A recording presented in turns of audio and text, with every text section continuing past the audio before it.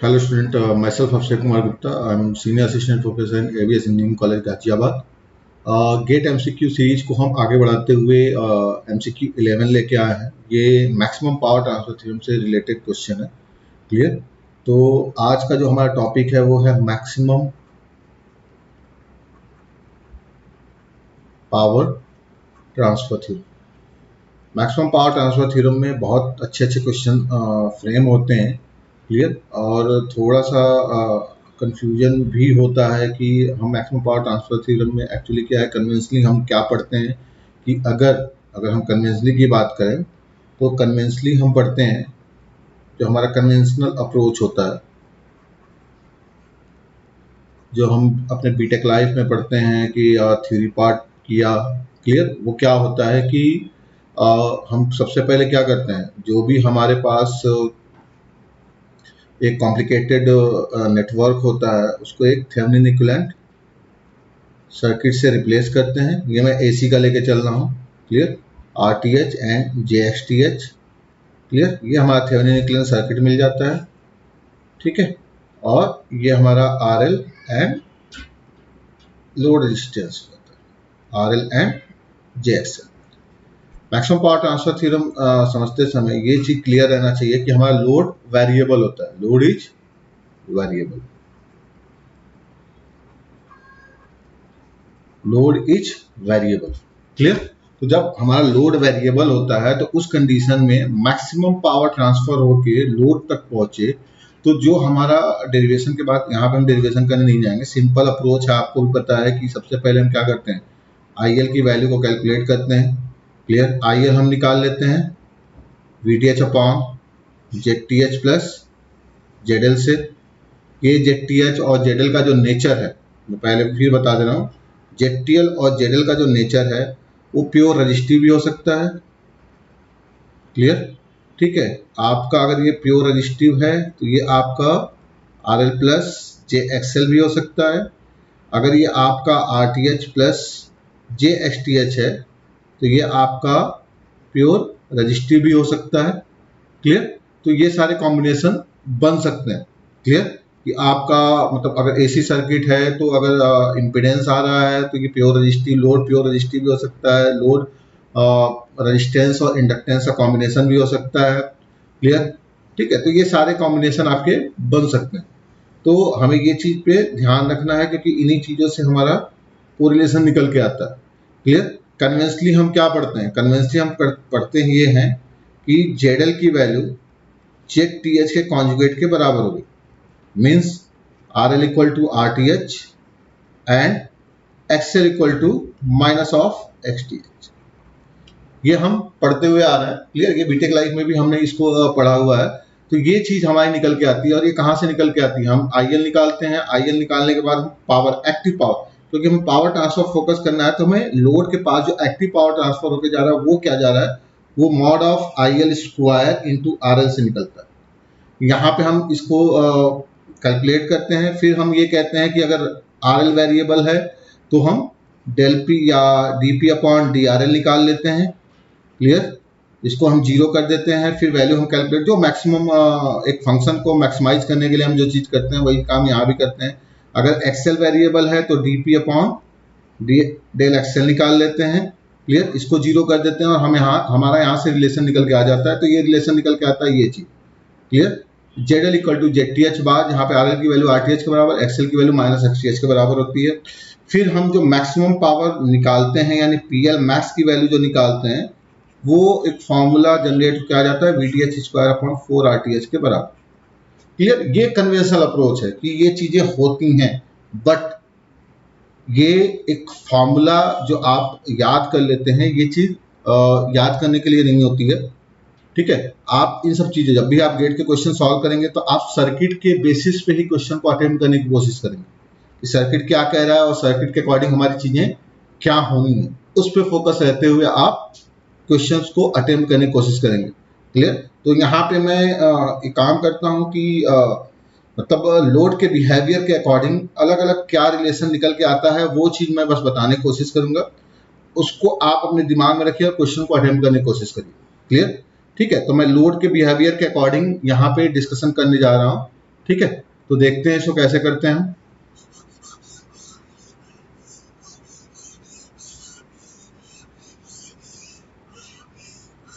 ये चीजें तो आपको क्लियर ही हो गई। लोड के बिहेवियर की बात करें,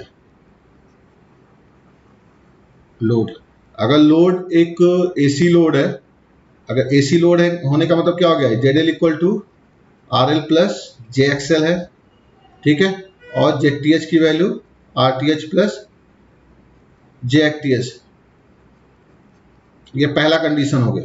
कंडीशन 1 की हम बात करें, ये कंडीशन 1 हो गया हमारा, जो एक कन्वेंशनल कंडीशन है। ये चीज हो गया, तो आपको भी पता है कि यहाँ से जेड एल की वैल्यू जेड टी एच के कॉन्जुगेट के बराबर हो जाती है, और फॉर्मूला हमारा पी एल मैक्सिमम निकल के आ जाता है V D H square upon 4 R T H के बराबर। क्लियर? ये चीजें एक कन्वेंशनल अप्रोच है जिसके थ्रू हम ये सारी चीजें करते हैं, ठीक है ना। तो हमें थोड़ा सा कन्वेंशनल से आगे बढ़ के आना है। जैसे मान लो कंडीशन 2 में ले रहा हूं यहाँ पे, जैसे इस क्वेश्चन के लिए कंडीशन है कि हमारा जेड एल जो है वो प्योर रजिस्टिव है। क्लियर? हम जब जेड टी एच कैलकुलेट करेंगे तो are T H plus J X T H आए। क्लियर? यानी वेरिएबल अब यहाँ पे केवल एक रेजिस्टेंस हो गया। तो इस कंडीशन में हम सबसे पहले P की वैल्यू निकालेंगे। P की वैल्यू यानी पी एल इक्वल टू क्या हो जाएगा, I L square into R L, और आई एल की वैल्यू क्या होती है, V T H upon Z T H plus Z L. तो यहाँ पे Z T H plus Z L क्या आ जाएगा, ठीक है, यहाँ पे Z T H plus Z L क्या आ जाएगा, R L plus R T H plus J X T H, ठीक है। इसके मॉड का स्क्वायर कर लेते हैं हम, क्योंकि आई एल स्क्वायर जो आता है वो I L into conjugate I L होता है, I L into I L conjugate. ये हमने पढ़ा भी है कि पावर जो होता है हमारा, अगर हम रेटेड पावर की बात करते हैं तो S equal to V into I bar होता है, आई कॉन्जुगेट होता है। तो वहाँ से ये चीज़ें निकल के आती हैं, तो हमें उस पर नहीं फोकस करना है। हमें मेन चीज़ ये वी इंटू आई बार करते हैं तो ये mod of I L square आ जाता है, क्योंकि आई इंटू कॉन्जुगेट आई जो होता है वो mod of I L square के बराबर होता है। तो वही चीज़ यहाँ भी है। तो यहाँ पे जो वैल्यू आ जाएगी वो V T H square upon mod, अगर इसका निकालेंगे तो R L plus R T H का square plus X T H square के बराबर आ जाना है इंटू आर। क्लियर? कभी भी अगर आपको इसका डेरिवेशन करना हो ना, तो सबसे पहले आप इसको एक आसान फंक्शन में बनाने की कोशिश किया करिए। जैसे देखो यहाँ पे मैं थोड़ा सा एक आसान फंक्शन में इसको बनाने की कोशिश कर रहा हूँ। V T H square upon numerator का फंक्शन मैंने बना दिया R L plus R T H का square upon R L plus X T H square upon R. Clear? ठीक है, तो यहाँ पे जो न्यूमरेटर है, न्यूमरेटर में कोई आर एल का फंक्शन नहीं है, केवल डिनोमिनेटर में आर एल का फंक्शन रह गया है। तो हम केवल और केवल डिनोमिनेटर के फंक्शन पे ही फोकस कर लेंगे और इसी का डिफरेंशिएशन हम निकाल देंगे। हम ओवरऑल का डिफरेंशिएशन निकालने के बजाय जो आपका एक रेशियो के लिए जो फॉर्मूला लगता है उसको करने के बजाय हम सीधे सीधे डिनोमिनेटर पे फोकस करेंगे और डिनोमिनेटर को हम मैक्सिमाइज या मिनिमाइज कर देंगे। यहाँ पे ऑब्वियस सी बात है, डिनोमिनेटर को आपको क्या करना पड़ेगा, मिनिमाइज करना पड़ेगा। क्लियर? तो देखते हैं कैसे करेंगे इसको। तो हम कंडीशन 1 की बात देख लिए थे, हम कंडीशन 2 पे देख रहे थे कि प्योर रजिस्टिव अगर हो तो कैसे करेंगे। तो सिंपली मैंने क्या बताया कि कभी भी अगर आपको मैक्सिमाइज या मिनिमाइज करना हो ना, तो कभी भी कोशिश किया करो अगर न्यूमरेटर और डिनोमिनेटर के फॉर्म में हो, तो या तो पूरा पूरा न्यूमरेटर पे आ जाए चीज, या तो पूरा पूरा डिनोमिनेटर पे आ जाए। तो यहाँ पे अगर हम डिनोमिनेटर की बात करें तो डिनोमिनेटर क्या है, R L plus R T H का square upon R L plus X T H square upon R L. Clear? अगर हम इसको ए प्लस बी का होल स्क्वायर इसको ब्रेक करें तो R L square plus 2 R T H R L plus R T H square upon R L हो जाएगा, plus X T H square upon R L. Clear? तो denominator हमारा आ गया are L plus 2 R T H plus R T H square upon R L plus X T H square upon R L. ठीक है, अब हम क्या करेंगे, denominator को आर एल के टर्म में डिफरेंशिएट कर देंगे। करो तो ये क्या आ जाएगा, 1 प्लस आर टी एच 0 हो जाएगा, कांस्टेंट टर्म है, plus RTH square upon minus of RL square हो जाएगा। 1/RL का डिफरेंशिएशन क्या होता है, यही, plus XTH square upon minus of RL square. ठीक है, तो इसको हम जीरो पुट करेंगे तो ये वैल्यू क्या आ जाएगी, RTH square plus XTH square equal to RL square. Clear. तो यहां से आप क्या देख रहे हैं कि RL की वैल्यू मॉड RL की वैल्यू क्या आ गई, under root RTH square plus XTH square के बराबर आ गई। यानी आप ये कह सकते हैं कि RL equal to mod of ZTH के बराबर। तो कंडीशन 2 में हमें क्या देखने को मिला कि कंडीशन 2 में अगर प्योर रजिस्टिव लोड है, प्योर रजिस्टिव लोड यानी कंडीशन 2 के लिए प्योर रजिस्टिव लोड के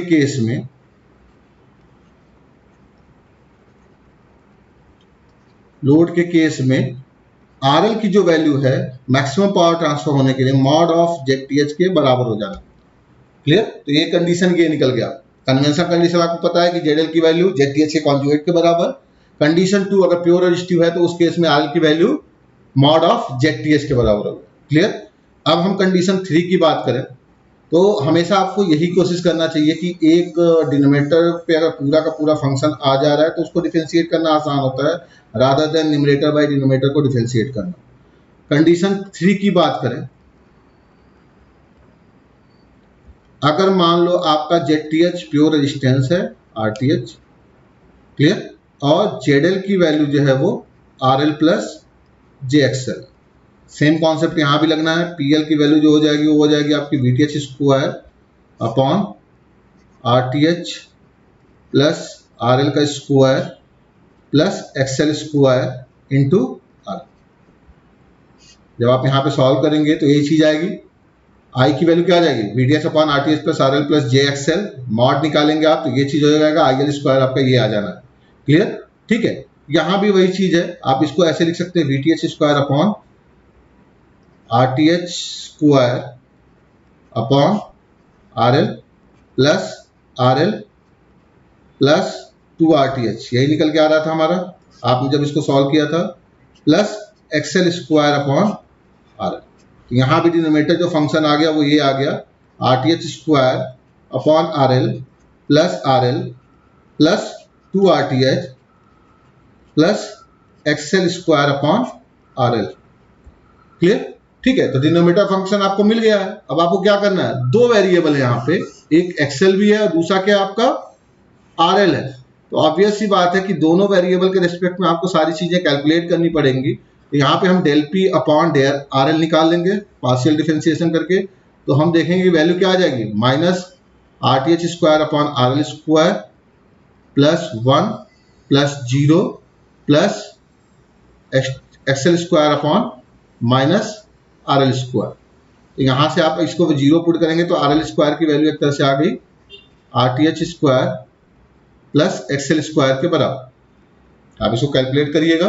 ठीक है, ये क्वेश्चन नंबर 1 आ गया। दूसरा, चूंकि XL भी वेरिएबल है तो del P upon del XL करेंगे। तो सारी चीजें, कहीं भी XL का रोल नहीं है, केवल XL का फंक्शन यहाँ पे आ रहा है। तो वैल्यू क्या हो जाएगी, 0 plus 0 plus 0 plus 2XL upon RL। इसकी वैल्यू क्या हो जाएगी, 0। तो ये जब 0 हो गया तो ऑब्वियस सी बात है कि आपका XL की वैल्यू क्या आ गई, 0 आ गई। तो ये चीज ध्यान रखिएगा कि जब आपका थेवेनिन इक्विवेलेंट रेजिस्टेंस मतलब थेवेनिन इक्विवेलेंट इंपीडेंस अगर प्योर रेजिस्टिव हो तो उस केस में आपको सिंपली कोई भी वैल्यू कैलकुलेट करने के लिए XL की वैल्यू 0 कर देनी है। जब XL 0 हो जाएगा तो RL स्क्वायर इक्वल टू क्या आ जाना है, RTH स्क्वायर के बराबर, इक्वल टू क्या आ जाएगा, RL की वैल्यू RTH के बराबर। तो कंडीशन 2 में, यानी कंडीशन 3 की हम बात कर रहे थे, तो कंडीशन 3 में हमारा क्या निकल के आया, कंडीशन 3 में हमारा क्या निकल के आया, यहीं पे लिख देते हैं हम कंडीशन 3। इस कंडीशन में क्या है आपका थेवेनिन इक्विवेलेंट रेजिस्टेंस है, प्योर रेजिस्टिव है थेवेनिन इक्विवेलेंट। ठीक है, रेजिस्टेंस यानी RTH क्या है, ZTH, मतलब ZTH की वैल्यू RTH के बराबर। इस कंडीशन में जो मैक्सिमम पावर ट्रांसफर थ्योरम के लिए जो कंडीशन निकल के आएगा वो क्या निकल के आएगा, एक तो RL की वैल्यू RTH के बराबर हो जानी है and XL must be equal to 0। यानी आप जब लोड को आरएल और एक्सएल के टर्म में यानी इमेजिनरी और रियल पार्ट के टर्म में ब्रेक करेंगे तो आपको सिंपली इमेजिनरी पार्ट को जीरो कर देना है, वहां से जो भी अननोन होगा आपका निकल जाएगा। क्लियर? तो हमारे पास तीन कंडीशन निकल के आए, इन तीनों कंडीशन पे हमारे पास न्यूमेरिकल फ्रेम होते हैं। क्लियर? तो वैसे हमें न्यूमेरिकल को अटेम्प्ट भी करना पड़ता है। तो मेरे ख्याल से आपको तीनों कंडीशन क्लियर होंगे। ठीक है, condition one conventional condition ZL equal to mod conjugate of ZT है। कंडीशन टू जब लोड आपका प्योर रजिस्टिव हो तो उस केस में RL की वैल्यू मॉड ऑफ ZTH के बराबर। एंड कंडीशन थ्री जब आपका Thevenin equivalent resistance pure resistive हो तो उस कंडीशन में RL की वैल्यू RTH के बराबर and imaginary part of the load is zero. Clear? ठीक है, तो हम जो क्वेश्चन को अटेम्प्ट करते हैं। क्लियर? ये क्वेश्चन गेट 2003 का है। क्लियर? इसमें क्या हुआ है कि दो एसी सोर्सेस हैं। क्लियर? ठीक है, और आपका ये एक लोड है जो कि वेरिएबल लोड है, और लोड क्या है यहाँ पे? Load is the resistive load. Load जो है वो प्योर रजिस्टिव लोड है। क्लियर? जब प्योर रजिस्टिव लोड है तो for maximum power transfer to load, ठीक है, ये चीज ध्यान रखिएगा, कभी भी मैक्सिमम पावर ट्रांसफर थ्योरम जब पूछता है और अगर लोड पे पूछता है, अगर लोड वेरिएबल हो तभी ये चीज फुलफिल होगी। अगर लोड कोई फिक्स क्वांटिटी ऑफ रेजिस्टेंस है और आपके सर्किट में कोई दूसरा रेजिस्टेंस वेरिएबल है तो कहानी बदल जाती है। अभी हम उस पर थोड़ा सा डिस्कशन कर लेंगे। तो यहाँ पे ऑब्वियस सी बात है कि RL की वैल्यू क्या हो जानी है? मॉड ऑफ ZTH के बराबर। तो हम सिंपली क्या करेंगे? हम ZTH की वैल्यू कैलकुलेट करेंगे। ठीक है, कुल मिला के हमें क्या करना है कि इस लोड के अक्रॉस हमें थेवेनिन इक्विवेलेंट सर्किट ड्रॉ करना है। ये मान लिया A और B पॉइंट है। तो थेवेनिन इक्विवेलेंट सर्किट ड्रॉ करने के लिए सर्किट को हम फिर से रिफ्रेम करते हैं।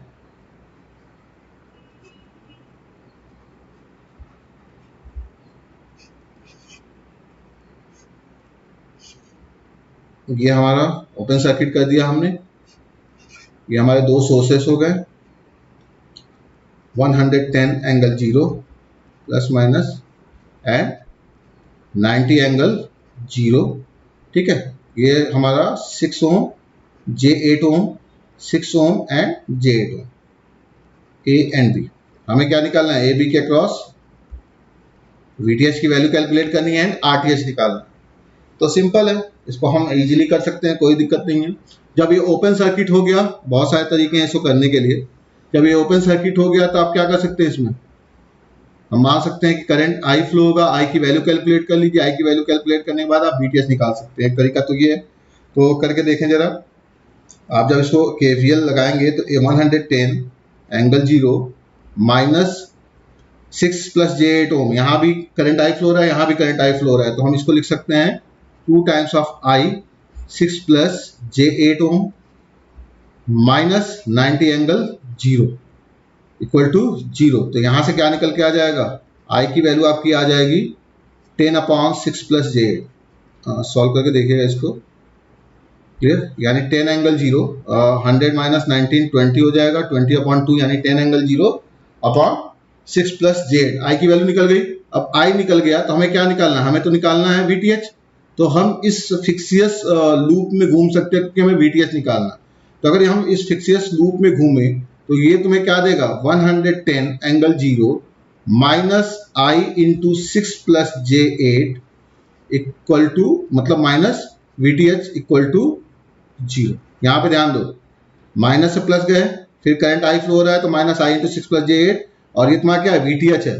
प्लस से माइनस, ये हम मान के चल रहे हैं कि एक फिक्सियस सोर्स है, भले ही ओपन सर्किट है, ये फिक्सियस सोर्स है, इसलिए हाई पोटेंशियल से लो पोटेंशियल मूव कर रहे हैं, तो ये माइनस VTH हो गया। तो यहाँ से VTH की वैल्यू क्या आ गई? 110 एंगल 0 माइनस I की वैल्यू आपने कितनी निकाली है? 10/6 plus J8 angle 0 into 6 plus J8। 6 plus J8 से 6 प्लस J8 कैंसिल आउट हो गया, और ये VTH की वैल्यू आ गई आपकी 100 एंगल 0। तो VTH हमने निकाल लिया इस तरह से। एक तरीका तो ये है। क्लियर? दूसरा तरीका भी हम देख लेते हैं। दूसरा तरीका सुपरपोजिशन थ्योरम अप्लाई करके भी आप इसको इजीली कैलकुलेट कर सकते हैं। तो सुपरपोजिशन थ्योरम से भी देख सकते हैं हम लोग कैसे क्या आता है। तो हमारा वैल्यू क्या आ गया है, 100 एंगल 0 वोल्ट आ गया VTH की। क्लियर? जैसे सुपरपोजिशन थ्योरम से देखे कैसे आता है। सुपरपोजिशन थ्योरम अप्लाई करने के लिए हमें क्या करना पड़ेगा, एक इंडिविजुअल सोर्स लेना पड़ेगा। हमने इसको क्या किया, एक सोर्स को उसके इंटरनल इंपीडेंस से रिप्लेस किया, तो ये 90 वोल्ट का सोर्स हमने हटा दिया, तो यहाँ पे हम क्या ले लेंगे, 90 वोल्ट के सोर्स को हम क्या करेंगे, शॉर्ट सर्किट कर देंगे। उसके इंटरनल इंपीडेंस से हटाने का मतलब क्या होता है, उसको शॉर्ट सर्किट कर देना, क्योंकि इंटरनल रेजिस्टेंस एक आइडियल वोल्टेज सोर्स का 0 होता है। क्लियर? अब देखो यहाँ पे तुम्हें क्या करना है, VTH निकालना है। VTH क्या है, एक तरह से 6 + j8 ओम के अक्रॉस का वोल्टेज है, और चूंकि दोनों रेजिस्टेंस सेम है तो आप वोल्टेज डिवाइडर रूल से यहाँ पे वोल्टेज डिवाइडर रूल से आप सीधे सीधे वैल्यू कैलकुलेट कर सकते हैं। क्या आ जाएगा आपका, VTH इक्वल टू, क्योंकि दोनों इंपीडेंस की वैल्यू सेम है तो 6 + j8 upon 2 times of 6 + j8 into total voltage. Total voltage कितना है, 110, तो ये कितना आ जाएगा, एंगल 0। ये आपका आ जाएगा VTH1, आपका आ जाएगा VTH1 equal to 110 angle 0/2 volt. Clear? इसी तरह हम क्या करेंगे, 90 वोल्ट के सोर्स को हम लेंगे और 90 वोल्ट को सोर्स को हम एज इट इज ले लेंगे, और 110 वोल्ट के सोर्स को हम उसके इंटरनल रेजिस्टेंस से रिप्लेस कर देंगे, यानी उसको हम क्या कर देंगे, शॉर्ट सर्किट कर देंगे। सेम लॉजिक यहां भी है। यहां भी क्या होगा, दोनों रेजिस्टेंस की वैल्यू सेम है। VTH क्या है, इस रेजिस्टेंस के अक्रॉस का वोल्टेज है, इसके अक्रॉस का जो वोल्टेज आएगा वो VTH के बराबर होगा। तो फिर से VTH2 यानी ड्यू टू सोर्स 90 वोल्ट क्या हो जाएगा, ये फिर से वही आप वोल्टेज डिवाइडर रूल लगाएंगे तो ये 90 एंगल 0/2 वोल्ट आएगा। यानी अगर आपको VTH निकालना है तो VTH क्या हो जाएगा, algebraic sum of this two voltage VTH1 plus VTH2, दोनों की पोलैरिटी सेम है तो सम ही हो जाएगा। ये वैल्यू आ जाएगी आपकी 200 एंगल 0/2 यानी 100 एंगल 0, यानी सेम वैल्यू आई आपकी। तो आप सुपरपोजिशन थ्योरम भी अप्लाई करके कर सकते हैं, आप सिंपली भी इसको कैलकुलेट कर सकते हैं। तो दोनों तरीके हैं आपके पास, आप जिससे चाहे उससे कर सकते हैं। क्लियर? ठीक है, तो हमने यहाँ पे क्या निकाल लिया, VTH की वैल्यू कैलकुलेट कर ली। अब हमें क्या निकालना है, हमें निकालना है RTH। तो RTH निकालने के लिए हम क्या करते हैं, RTH निकालने के लिए क्या करते हैं हम, कि जितने भी आइडियल वोल्टेज सोर्स होते हैं उनको उसके इंटरनल इंपीडेंस से रिप्लेस कर देते हैं। क्लियर? और जिस नोड के अक्रॉस में रेजिस्टेंस निकालना है उसको निकाल लेते हैं। तो यहाँ पे दो वोल्टेज सोर्स ही हैं, दोनों शॉर्ट सर्किट होंगे, तो A और B के अक्रॉस क्या दिख रहा है, 6 + j8 और 6 + j8 दोनों एक दूसरे के पैरेलल हैं। जब दोनों एक दूसरे के पैरेलल हैं तो RTH की वैल्यू क्या हो जाएगी, जब दो सेम इंपीडेंस एक दूसरे के पैरेलल होते हैं, सॉरी ZTH की वैल्यू, क्लियर, जब दो इंपीडेंस एक दूसरे के पैरेलल होते हैं जस्ट हाफ हो जाता है। ये तो आपको पढ़ा ही होगा आपने। तो 6 + j8/2 इक्वल टू क्या आ जाएगा, ये 3 + j4 ओम के बराबर। हमें ZTH मिल गया, हमें क्या मिल गया, हमें VTH मिल गया, हमें ये सारी वैल्यूज आपको मिल चुकी हैं। यानी आप अब इसका equivalent Thevenin equivalent circuit draw कर सकते हैं। तो जब थेवेनिन इक्विवेलेंट सर्किट ड्रॉ करें तो थेवेनिन इक्विवेलेंट सर्किट क्या आ जाएगा, VTH की वैल्यू आ जाएगी 100 एंगल 0 वोल्ट, ये हमारा हो गया VTH। ZTH की वैल्यू आ जाएगी 3 एंड J4 ओम, एंड यहाँ पे हमने फिर से लोड रेजिस्टेंस को लगा दिया, ये हमारा लोड रेजिस्टेंस आ रहा है। हमें क्या निकालना है, maximum power transfer to the load. तो उसके लिए कंडीशन क्या होती है, अगर प्योर रेजिस्टिव हो तो RL की वैल्यू मॉड ऑफ ZTH के बराबर होता है, और इसकी वैल्यू क्या आ जाएगी, √3² + 4² यानी 5 ओम के बराबर। क्लियर? इतना होने के बाद भी कई लोग गलती करते हैं, वो उनको लगता है कि PL की वैल्यू क्या होती है, VTH² RTH। मैं फिर बोल रहा हूँ ये कन्वेंशनल अप्रोच है जब सारी चीज़ें होती हैं, यानी आपका लोड भी इम्पीडेंस टर्म में हो, जब आपका थेवेनिन इक्विवेलेंट जो सर्किट बन रहा है वो भी इम्पीडेंस टर्म में हो, वहाँ पे ये सारी चीज़ें फुलफिल होती हैं। तो हम VTH² RTH अप्लाई करने की कोशिश करते हैं और वहीं पे हमारा क्वेश्चन गलत हो जाता है। क्लियर? तो हमें ये चीज़ नहीं करनी, हमें पूरा पावर निकालना है। जब हमें पता चल गया कि RL की वैल्यू 5 ओम है और करंट कितना फ्लो हो रहा है, I current, IL current flow हो रहा है यहाँ पे। तो पावर जो मैक्सिमम ट्रांसफर होगी पीएल मैक्सिमम, ये तो मैक्सिमम पावर के लिए कंडीशन हो गया। क्लियर? तो पीएल मैक्सिमम क्या होगा, आईएल स्क्वायर इंटू आरएल के बराबर। ये चीज ध्यान रखिएगा, हम हमेशा पावर जो निकालते हैं वो आई स्क्वायर आर ही निकालते हैं। क्लियर? तो आईएल स्क्वायर इंटू आरएल के बराबर होगा। ठीक है, तो वैल्यू क्या आ जाएगी,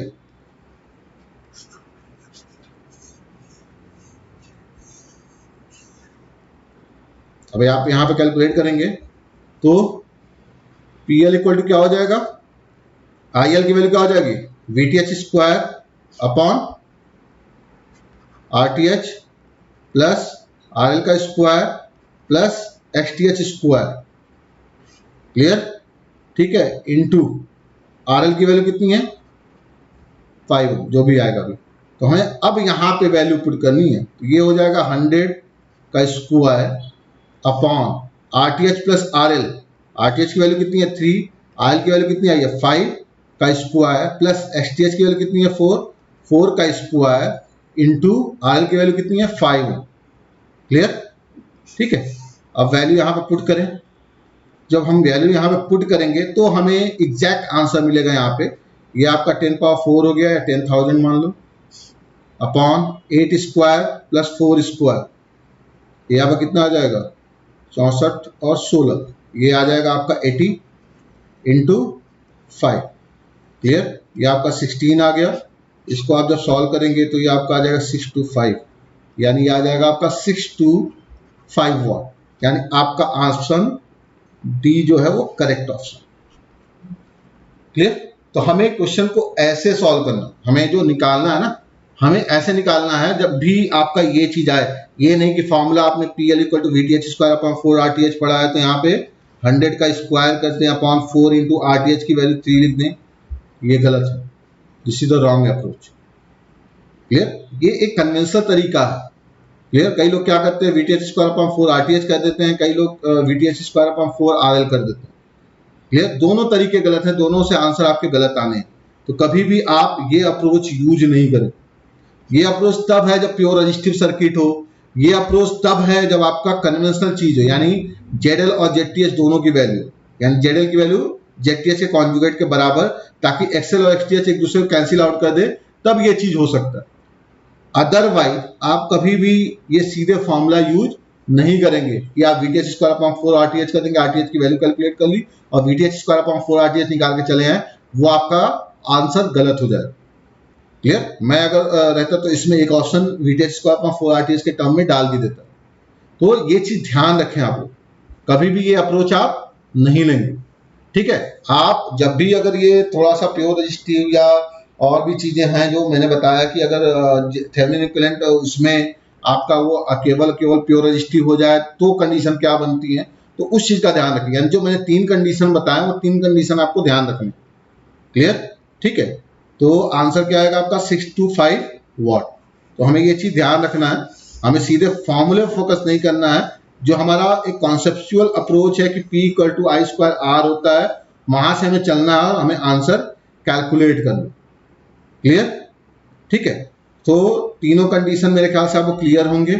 ठीक, कंडीशन मेन तो कंडीशन 2 और कंडीशन 3 है। कंडीशन 2 जो स्पेशल कंडीशन है, मैं फिर से एक बार रिपीट कर देता हूँ।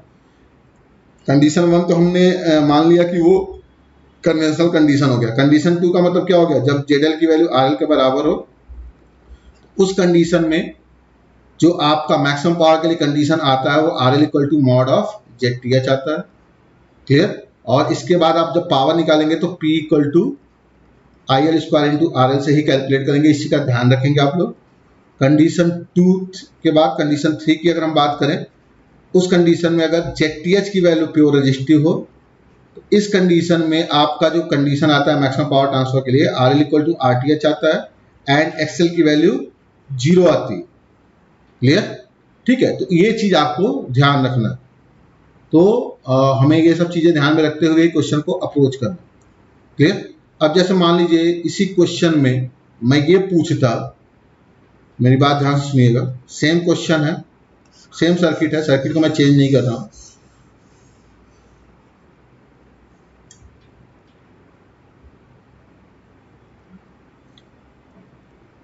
एक नया क्वेश्चन है ये। सर्किट को मैं चेंज नहीं कर रहा हूं, मैं ये कह रहा हूं कि अब हमारा लोड जो है वो के रेजिस्टेंस है। This resistance is the load resistance, ये हमारा लोड रेजिस्टेंस, लोड इम्पीडेंस। यानी मेरा क्वेश्चन कुछ ऐसे हो गया,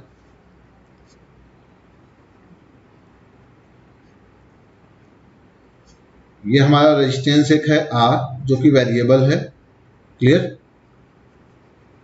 ये जो 6 + j8 ओम है, इसको मैंने मान लिया लोड, क्लियर। सेम सर्किट है, सर्किट में कोई चेंज नहीं है, सारी वैल्यू सेम।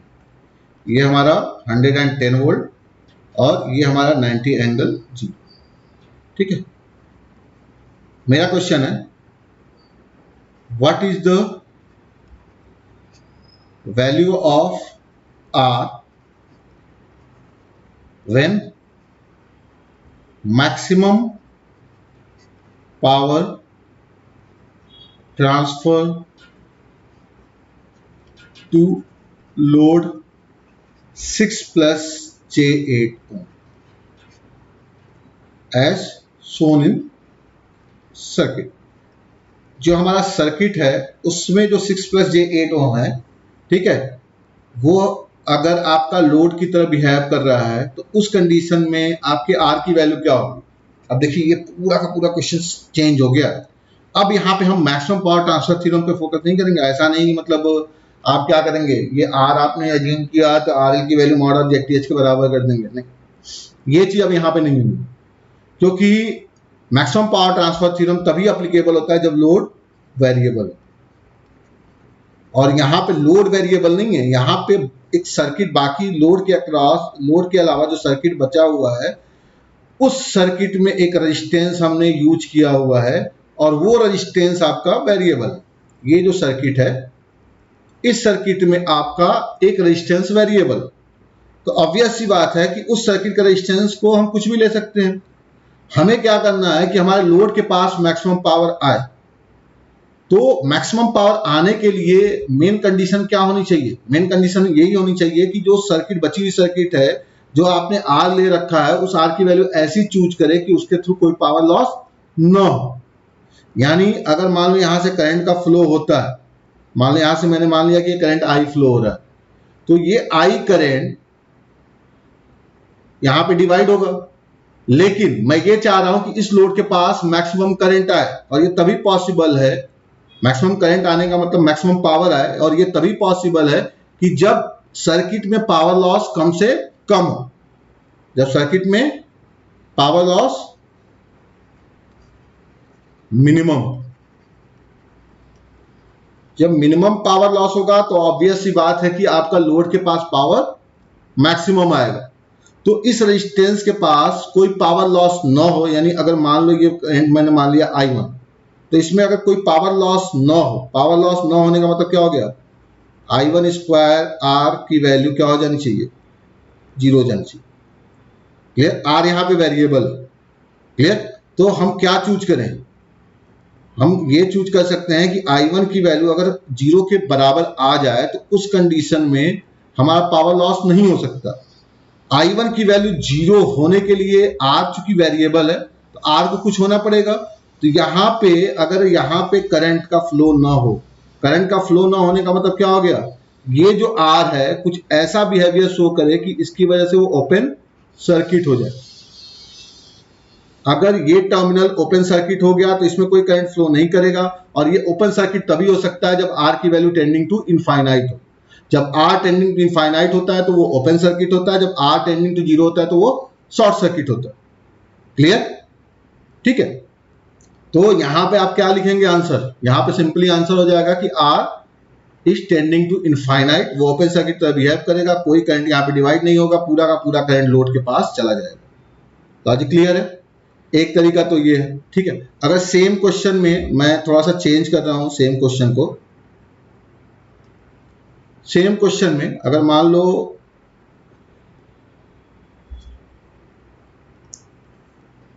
मैंने यहां पे R ले लिया, ठीक है, ये वेरिएबल है मेरा, और यहाँ पे मैंने ले लिया अगर 2 ओम ले लिया, ठीक है। अब ये कांस्टेंट वैल्यू हो गई, ये वेरिएबल है आपका। अब मैं फिर से वही क्वेश्चन पूछ रहा हूं कि maximum power transfer to the load क्या होगा जब आर वेरिएबल। तो ये नहीं कि हर जगह मैं आर टेंडिंग टू इनफाइनाइट लिख के चला हूं, ऐसा नहीं होगा। अब फिर हमें क्या देखना है, यहाँ पे हमें ये देखना है कि इस रेजिस्टेंस में कोई पावर लॉस न हो, क्लियर, और साथ ही साथ लोड के पास पूरा का पूरा करंट फ्लो हो जाए, क्लियर। यानी अगर यहां से हम करंट को भेजते हैं, अगर यहां से करंट भेजते हैं तो करंट यहां पे डिवाइड होगा, क्योंकि कांस्टेंट वैल्यू है तो दोनों में करंट जाना ही जाना, क्लियर। लेकिन यहां पे कोई लॉस न हो, यहां पे लॉस तभी नहीं हो सकता, फिर से आप वही काम करेंगे, I square R equal to 0, clear. अब यहां पे करंट को तो आप जीरो कर नहीं सकते। करंट क्यों नहीं जीरो कर सकते? क्योंकि करंट का फ्लो तो आगे होना ही होना है। तो यहां पे आपको क्या करना पड़ेगा, जब करंट जीरो नहीं हो सकता, क्योंकि करंट आपको लोड तक भेजना ही भेजना है, तो यहां पे जीरो क्या होगा, आर की वैल्यू जीरो हो जाएगी, क्लियर। वहां पे केस दूसरा था, वहां पे क्या था कि करंट आपको मिल ही रहा था और करंट आगे जाना था, और हमें ये करना था कि उस रेजिस्टेंस के थ्रू कोई करंट फ्लो ना हो, तो इसलिए वो आर टेंडिंग टू इनफाइनाइट हो गया। यहां सीरीज सर्किट में आपको ये देखना है कि करंट का फ्लो बने ताकि लोड के पास करंट पहुंचे, तो उस कंडीशन में आपको आर कुछ ऐसे चूज करना पड़ेगा कि लोड के पास करंट पहुंचे। तो इसलिए हम आर की वैल्यू क्या चूज करेंगे, जीरो। जब आर जीरो हो जाएगा यानी कोई रेजिस्टेंस यहाँ पे नहीं होगा, शॉर्ट सर्किटिंग हो जाएगी और पूरा का पूरा करंट यहाँ पे फ्लो होकर लोड के पास पहुंच जाएगा, क्लियर। तो आप हमेशा ध्यान रखिएगा, कभी भी सीरीज सर्किट हो, या ये सर्किट पे भी डिपेंड करता है, कभी भी सीरीज सर्किट हो, उस केस में अगर आपको मैक्सिमम पावर एक कांस्टेंट लोड के पास पहुंचाना है तो उस कंडीशन में आर की वैल्यू ऑलमोस्ट जीरो होती है, क्योंकि करंट का फ्लो होना चाहिए, क्लियर। कभी भी शंट सर्किट हो, शंट सर्किट में क्या होना चाहिए कि उसके थ्रू कोई करंट का फ्लो ना हो। करंट का फ्लो ना हो तो ऑब्वियस सी बात है कि आप उसको ओपन सर्किट करेंगे, ओपन सर्किट करने के लिए उसको आर टेंडिंग टू इनफाइनाइट होना चाहिए। तो ये दो मतलब की पॉइंट है, क्लियर। हालांकि ये हमेशा प्रूफुल नहीं हो सकते, आपका वो सर्किट पे भी डिपेंड करता है कि सर्किट क्या है। हमें ये देखना है कि करंट का फ्लो लोड तक जा रहा है कि नहीं जा रहा है, ये चीजें हमारे दिमाग में होनी चाहिए, क्लियर। तो मैक्सिमम पावर ट्रांसफर थ्योरम केवल और केवल वेरिएबल लोड के लिए होता है। अगर बाकी सर्किट में कोई वैल्यू लोड के अलावा, लोड अगर फिक्स क्वांटिटी है और सर्किट में एक रेजिस्टेंस वेरिएबल है, तो उस कंडीशन में हम करंट का फ्लो देखते हैं या पावर लॉस को देखते हैं कि ये चीजें हो रही हैं कि नहीं हो रही है, उस बेसिस पे हम आर की वैल्यू को चूज करते हैं। तो मेरे ख्याल से आपको कॉन्सेप्चुअल भी क्लियर हुआ होगा। और जो कंडीशन है, जो एक मतलब डिफरेंट कंडीशन है for pure resistive load and for pure resistive Thevenin equivalent resistance, clear. आपको कॉन्सेप्ट क्लियर हुए होंगे और कैसे क्वेश्चन को अप्रोच करना है ये भी क्लियर हुआ होगा, ठीक है। अगर कोई भी आपको डाउट होता है तो प्लीज चैट बॉक्स में छोड़िए, ठीक है। और प्लीज लाइक करिए, सब्सक्राइब करिए और शेयर करिए, ठीक। Thank you very much.